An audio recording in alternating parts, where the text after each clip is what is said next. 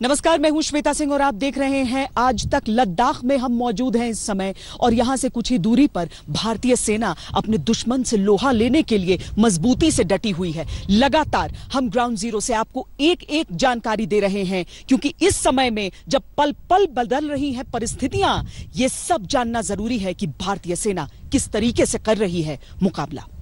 लद्दाख के शांत आसमान में गगन भेदी शोर है हिंदुस्तान के लड़ाकू विमानों का।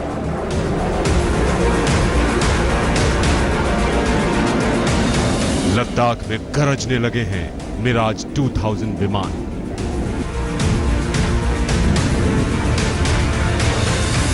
सुखोई 30S से कांपने लगा है चीन का कलेजा। नंगे पहाड़ों को चीरकर सन सन निकलता चिनूक हेलीकॉप्टर, और इनकी धमक जा रही है सीधे बीजिंग तक। बीजिंग में बैठे चीन के राष्ट्रपति शी जिनपिंग को समझ में आ गया है कि गलत जगह उन्होंने हाथ डाल दिया है। उस ग्राउंड जीरो पर पहुंचा आज तक, जो आपको दिखा रहा है कि कैसे हमारे जाबाज वीर दुश्मनों को छठी का दूध याद दिला रहे हैं। एक होती है इंटरनेशनल बाउंड्री, जहां पर पूरी तरीके से निर्माण रहता है सरहद का। किसी को भी देखकर पता चल जाएगा कि एक देश की सीमा कहां खत्म हो रही है, कहां शुरू हो रही है। दूसरा लाइन ऑफ कंट्रोल, जैसा कि पाकिस्तान के साथ हम देखते हैं कांटेदार तार बीच में बिछे रहते हैं और उससे समझ में आ जाता है कि यह लाइन ऑफ कंट्रोल है। लेकिन लाइन ऑफ एक्चुअल कंट्रोल, जहां पर परसेप्शन यानी एक देश की समझ से सीमाएं निर्धारित रहती हैं। अब देखिए, पहाड़ हैं, पठार हैं, नदी हैं, नाले हैं, लेकिन आपको किसी भी तरह का इंसानी विभाजन, इंसानी निर्मित विभाजन नजर नहीं आएगा। प्राकृतिक विभाजन है, और प्राकृतिक विभाजन के कारण दोनों देशों की सेनाएं जहां तक पहुंचती हैं, जहां तक पेट्रोलिंग करती हैं, जो उनकी एक तरह से ऐतिहासिक समझ आ रही है, उसमें चीन किस तरीके से एक एक कदम करके और अपनी सीमा को बढ़ाने का प्रयास करता है। उसकी नीति भी कही जाती है, 2 कदम वो आगे जाए और 1 कदम वो पीछे खींचे, फिर भी 1 कदम उसका हो जाता है। लेकिन इस नीति को खत्म करने की लड़ाई अब चल रही है। लाइन ऑफ एक्चुअल कंट्रोल कैसे परिवर्तित हो सकता है एक ऐसी सीमा में जहां के आगे कोई झंझट ही न रहे। हालात की गंभीरता का अंदाजा इस बात से लगा सकते हैं कि वायुसेना किसी भी हालात से निपटने के लिए वहां अलर्ट पर है। बुधवार देर शाम वायुसेना प्रमुख RKS भदौरिया ने जाकर लेह एयरबेस का दौरा किया। इनका यह दौरा chief of defence staff general Vipin Rawat और army chief general MM Naravane से मुलाकात के बाद हुआ है। वायुसेना ने मिराज 2000 की फ्लीट को लद्दाख के पास तैनात कर दिया है, जिसका इस्तेमाल बालाकोट एयर स्ट्राइक में हुआ था। सुखोई 30 को पहले से अलर्ट पर रखा गया है, जिन्हें ऊपर के एयरबेस पर तैनात किया गया है। ऐसे ही मुश्किल हालात में मदद के लिए अपाचे और चिनूक जैसे सैनिक हेलीकॉप्टर लगातार मंडरा रहे हैं। Mi-17P5 मीडियम लिफ्ट हेलीकॉप्टर भी वहां जरूरी सामान पहुंचाने के लिए मौजूद हैं। पूर्वी लद्दाख में भारत और चीनी सेनाओं के बीच बढ़ते सैन्य तनाव के साथ ही भारतीय सेना के साथ अब वायुसेना भी हाई अलर्ट पर है। इस बीच वायुसेना प्रमुख air chief marshal RKS Bhadauria ने लेह का दौरा किया, जहां पर उन्होंने वायुसेना की तैयारियों का जायजा लिया। वास्तव में हिंदुस्तान आज चीन को बता रहा है कि कूटनीति का रास्ता जिस दिन चीन ने खुलाया, उसी दिन बंदूक की भाषा में उसको जवाब देने में भारत जुट गया। लद्दाख में लगातार भारतीय सेना की तैनाती LAC पर बनी हुई है और हम मूवमेंट्स भी देख सकते हैं, चाहे सेना हो या फिर वो सिविल ट्रक्स जो मदद के लिए, सामान लेने के लिए, चाहे रसद, चाहे BRO की मदद के लिए आगे बढ़ते हुए हमेशा नजर आते हैं। चीन जितने सैनिक अपना सामने रखता है, भारत उसका मिरर डिप्लॉयमेंट करता है, उतनी ही संख्या में सैनिकों को रखता है, साजो सामान रखता है, हथियार रखता है। कोशिश यही है कि किसी भी तरह की कहीं पर भी कोई कोताही नहीं और बिल्कुल तेजी से आगे उस हिसाब से बढ़ते जाएं। क्योंकि बातचीत लगातार बेनतीजा निकल रही है, कुछ उसमें से खास निकल कर नहीं आ रहा है, लेकिन इस सब के बीच भारत को चीन पर बिना विश्वास किए हुए, उसकी तरफ से बातें बहुत कही जाएंगी, लेकिन बिना विश्वास करते हुए अपनी सैन्य तैनाती बिल्कुल दुरुस्त रखनी है। नियंत्रण रेखा पर जवान लड़ रहे हैं, तो यहाँ नई दिल्ली भी इसी भाव में काम कर रही है कि पूरा हिंदुस्तान आज एकजुट है। राजनीतिक दलों ने अपनी राजनीति से ऊपर उठकर प्रधानमंत्री नरेंद्र मोदी की सर्वदलीय बैठक में हिस्सा लिया, जिससे एक ही ध्वनि निकली कि चीन के खिलाफ हिंदुस्तान एक है। साथ ही अपने हर जवान की शहादत में गिरे एक एक कतरा लहू का हिसाब होगा। न वहां कोई हमारी सीमा में घुस आया है, न ही कोई घुसा हुआ है, न ही हमारी कोई पोस्ट किसी दूसरे के कब्जे में है। लद्दाख में हमारे 20 जाबाज शहीद हुए, लेकिन जिन्होंने भारत माता की तरफ आंख उठाकर देखा था, उन्हें वो सबक सिखा कर गए हैं। उनका ये शौर्य, ये बलिदान हमेशा हर भारतीय के मन में अमिट रहेगा। लद्दाख में हिंदुस्तान अपनी ताकत दिखा रहा है। वो चीन को बता रहा है कि इन नंगे बर्फीले पहाड़ों में बसे लद्दाख के जर्रे जर्रे पर हिंदुस्तान का नाम है, और अगर चीन नहीं माना तो वो खाक हो जाएगा। लेह में श्वेता सिंह के साथ मंजीत नेगी, दिल्ली आज तक। पेंगोंग सो हो या फिर गलवान घाटी, भारतीय सेना हर जगह मजबूती से तैनात है। वायुसेना आसमान से निगहबानी में जुटी हुई है। इस सब के बीच एक ही संदेश जा रहा है कि 2020 में आज हम हैं। 1962 से लेकर आज तक 58 साल बीत चुके हैं। बहुत कुछ बदल चुका है।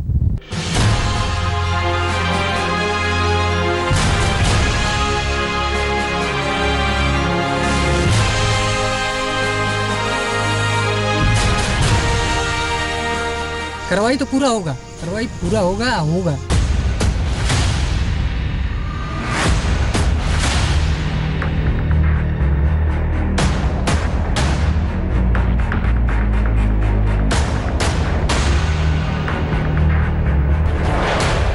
आक्रोश की ये आग चीन की घुसपैठ वाली सेना को भस्म कर देगी। गलवान घाटी में जिस तरह चीनी सैनिकों के धोखे से हमारे 20 जांबाज वीरों को शहादत देनी पड़ी, उसके बाद से बदले की आग नियंत्रण रेखा पर सुलग रही है। गलवान वैली के जिस पेट्रोलिंग पॉइंट 14 पर चीनी सेना ने अपना धोखेबाज रंग दिखाया था, अब हिंदुस्तान की जाबाजी वहीं पर दिख रही है। हिंदुस्तान जिस तरह अपनी सरहद की हिफाजत के लिए जा डटा है, वहां चीन पिछले 5 दिनों से एक ही गूंज सुन रहा है कि ये 1962 का नहीं, 2020 का हिंदुस्तान है। आसमान से लेकर जमीन तक हमारे जो फोर्सेस हैं, वो लाइन ऑफ एक्चुअल कंट्रोल की हिफाजत इस तरीके से कर रहे हैं कि चीन भी बुरी तरह से घबराया हुआ है, क्योंकि हिंदुस्तान का ऐसा रूप उसके लिए भी थोड़ा नया नया सा लगता है। जहां 62 की धमकियां अब धीरे धीरे खत्म होंगी, 62 की याद को 2020 का अनुभव उसे भुला देगा।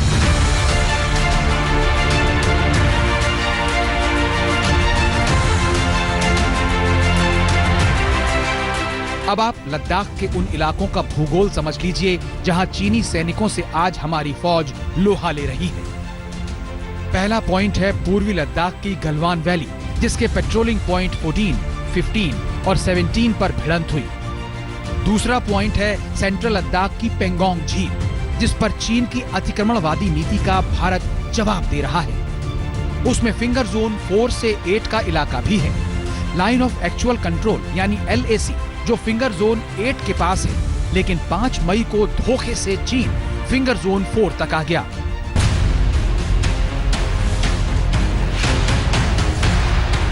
इस पर बातचीत भी चल रही थी, लेकिन अब हिंदुस्तान को समझ आ चुका है कि चीन की बात पर भरोसा नहीं किया जा सकता। वैसे इस बीच भारत का दबाव पड़ा तो चीन ने हमारे 2 मेजर समेत 10 जवानों को रिहा कर दिया, जिन्हें बंधक बनाया गया था। लद्दाख में ये सारा झगड़ा हिंदुस्तान की बढ़ती ताकत से चीन में मची खलबली की उपज है। लेकिन हिंदुस्तान ने चीन को साफ साफ कह दिया कि पेंगोंग झील, दौलत बेग ओल्डी और डेमचौक में वो इंच भर पीछे नहीं हटेगा। मैं आपको भी आश्वस्त कर रहा हूं कि हमारी सेना देश की रक्षा के लिए कोई कसर नहीं छोड़ रही है। डिप्लॉयमेंट हो, एक्शन हो, काउंटर एक्शन हो, जल थल नभ में हमारी सेनाओं को देश की रक्षा के लिए जो करना है वो कर रही है। आज हमारे पास ये कैपेबिलिटी है कि कोई भी हमारी एक इंच जमीन की तरफ आंख उठाकर भी नहीं देख सकता। आज भारत की सेनाएं हर सेक्टर में एक साथ मूव करने में पूरी तरह सक्षम है। यहाँ चीन को भारत की ओर से सड़क बनाने पर मिर्ची लग गई थी। उसने दरबुक, श्योक, दौलत बेग ओल्डी को जोड़ने वाली एक और सड़क बनाने पर भी टांग अड़ा दी थी, लेकिन भारत ने चीन की परवाह करना बंद कर दिया है। भारत अपनी सड़कें बना रहा है। चीन ने सोचा नहीं था कि भारत इस कदर मुंहतोड़ जवाब देगा, लेकिन लद्दाख में LAC पर जैसे हालात बन गए हैं, उसमें चीन को अपने गुनाहों पर अफसोस जरूर हो रहा होगा। लेह में श्वेता सिंह के साथ आज तक ब्यूरो। ये जो ऊंची पहाड़ियां हैं, यहां पर अगर सड़क का निर्माण करना है तो इन चट्टानी पहाड़ों के सीने को चीरकर सड़कें बनानी होती हैं, लेकिन ये बहुत जरूरी है क्योंकि एक ऐसा समय भी था जब 2-2 महीने लग जाते थे सेना के पोस्ट तक पहुंचने में और वापस आ जाने में। इसीलिए रफ्तार शुरुआत में धीमी रही निर्माण की, लेकिन अब उस निर्माण ने रफ्तार पकड़ी है।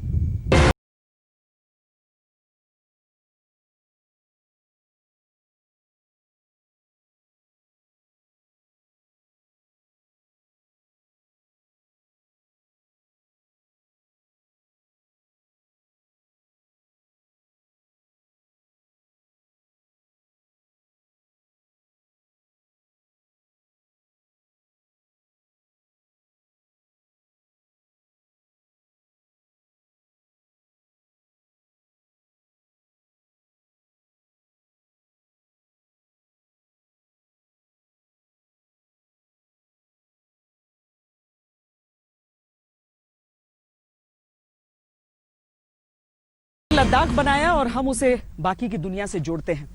दरअसल अगर हम इस क्षेत्र में देखें तो बॉर्डर रोड ऑर्गेनाइजेशन की भूमिका बहुत बड़ी रही है। हजारों फीट की ऊंचाई पर सड़क का निर्माण ऐसे चट्टानी पहाड़ों को तोड़कर इन परिस्थितियों में उन मजदूरों को लाकर बहुत ज्यादा मुश्किल है, लेकिन यही हमारी लाइफलाइन है, हमारी सेना की लाइफलाइन है, क्योंकि जब भी सरहदों पर जरूरत होती है तो बहुत आवश्यक होता है कि सेना हमारा साजो सामान फौरन वहां तक पहुंच सके। चीन के धोखे वाली गर्दन तक अपनी ताकत के हाथ पहुंचाने के लिए भारत ने इस तरह सड़कें बनानी शुरू की। सबसे महत्वपूर्ण सड़क है दरबुक, श्योक, दौलत बेग ओल्डी यानी TSDBO सड़क, जो लेह से अक्साई चीन की सीमा पर दौलत बेग ओल्डी को जोड़ती है। यह सड़क चीन की सीमा से 9 किलोमीटर पहले तक पहुंची हुई है। 255 किलोमीटर लंबी सड़क में 220 किलोमीटर तक का निर्माण 2019 में पूरा हो गया था और बाकी का काम चल रहा है। आज की इन सड़कों की बुनियाद तब स्थानीय लोगों ने रखी थी, जिनमें एक थे मुंशी अली। तब साधन नहीं थे, लेकिन हिंदुस्तान के मुंशी अली का हौसला ऐसा था कि घोड़े से जाकर सड़क बना आते थे। लद्दाख में केवल 2 लोगों पर गाने बने हैं, गीत बने हैं।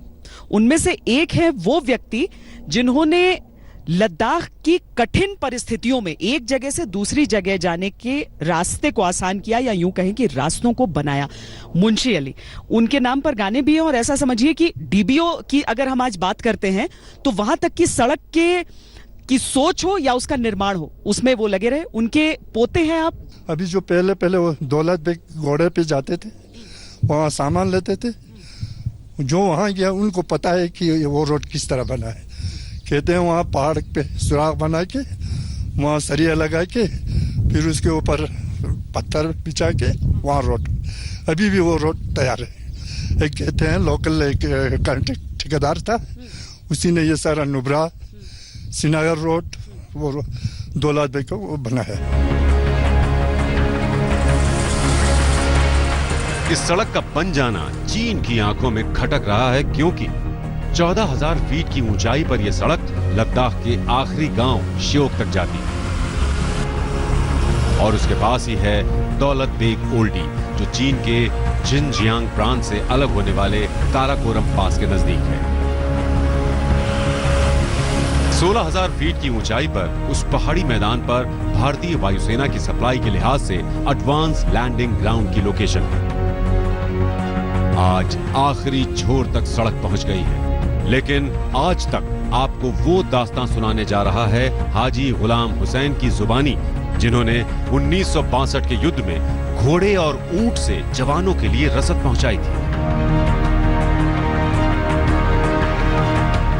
लद्दाख किस तरीके से बदला है, किस तरीके से सीमाओं से हमारी कनेक्टिविटी बढ़ी है, उसे समझने के लिए जरा हम आपको दशकों में पीछे ले जाएंगे, क्योंकि इस समय हमारे साथ हाजी गुलाम हुसैन मौजूद हैं, जो कि सेना की मदद के लिए भी, और अगर आप ये तस्वीर भी देखें तो 1962 की, जब ये ले जाया करते थे पूरा रसद, हम उनसे समझते हैं कि उस समय कितना टाइम लगता था वहां तक पहुंचने में, किस तरह का वो इलाका था, किस तरह की इन्हें मुश्किलें सामने आती थी, उससे आप वर्तमान को बहुत हद तक समझ पाएंगे। पहले हम लोग यहाँ से जाता है जो उधर पड़े पर जाता है ना, सामान उठा के आर्मी साथ जाता है, बाकी बहुत जाता तो बहुत घोड़ा है, 200-300 घोड़ा जाता है, ऊँट कम जाता है, ऊँट सिर्फ ये 10-15 ऊँट जाता है, मेरे पास था बस, बाकी किसी का ऊँट नहीं जाता है उधर। इंडियन आदमी, हाँ नहीं, चनिया आते हैं, बोलता है कि बॉर्डर पर हमको तो नहीं देखा है, बाकी दूसरा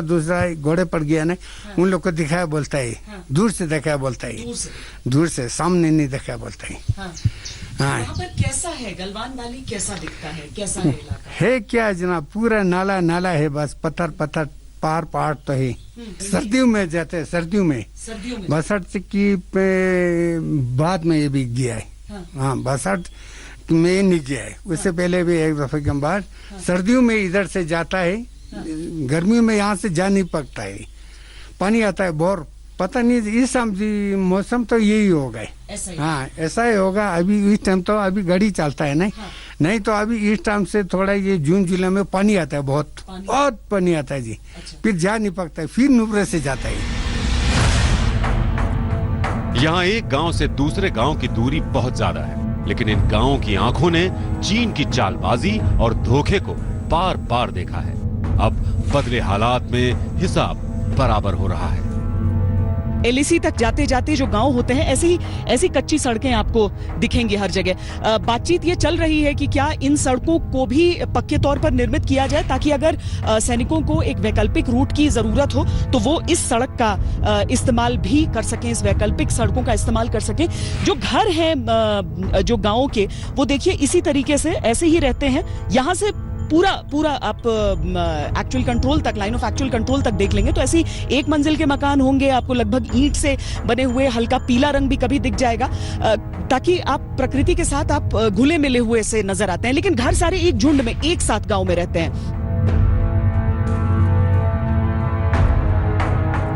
लेह में श्वेता सिंह के साथ आज तक ब्यूरो।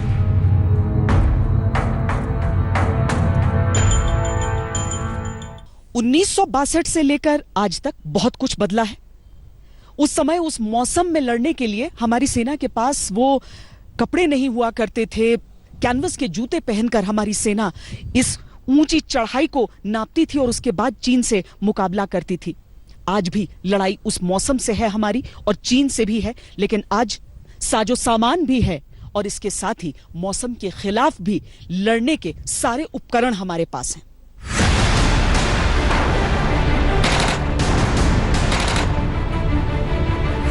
लद्दाख ने चीन के धोखे का धक्का पहली बार 1962 में महसूस किया। तब गलवान नदी पर चीन ने अपना कब्जा दिखाया, जबकि वो शुरू से भारत का हिस्सा रहा था।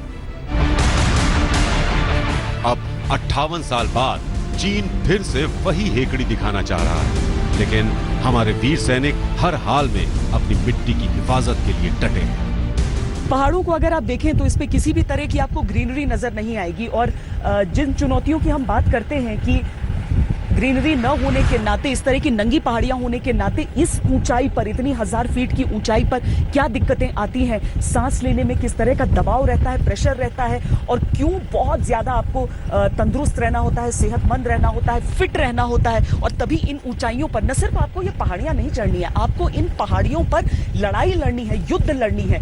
और चीन ने क्या कोशिश की है कि इसी तरीके से जो वैली को सराउंड करती हुई जो पहाड़ियां हैं, उनकी ऊंचाई की जगहों पर वो अपनी जगह ले ले। यहाँ पर दरअसल सिविल मूवमेंट की इजाजत नहीं होती है, एक गांव तक वो इलाका है। हम जो आपको दिखा रहे हैं हिस्सा, लगभग आप समझ लीजिए कि ऐसी ही नंगी पहाड़ियां, ऐसी ही चोटियां रहती हैं जहां पर हमारे सैनिकों को डिप्लॉय होना होता है, जहां पर उन्हें हमेशा तैनात रहना होता है, इस मौसम के खिलाफ भी लड़ाई लड़ते हुए और उस चीन के खिलाफ भी लड़ाई लड़ते हुए। 20 अक्टूबर की सुबह गलवान सेक्टर में चीन ने अचानक भारतीय चौकियों पर निशाना बनाना शुरू किया। तब भारत ने सोचा कहां था कि चीन दोस्ती की पीठ में दगाबाजी का खंजर चुभोने वाला है। फिर भी हमारे जाबाज फौजी 24 घंटे तक उनका मुकाबला करते रहे। उस वक्त वहां 68 वीर सैनिक थे, जिनमें 36 जवान लड़ते लड़ते वतन पर निसार हो गए। बावजूद इसके कुछ सैनिक श्योक और गलवान नदी के संगम तक पहुंचने में कामयाब रहे। तब देश के दूसरे हिस्सों से सैनिकों को पहुंचाने का रास्ता नहीं था, अब वो रास्ता बहुत आसान हो गया है।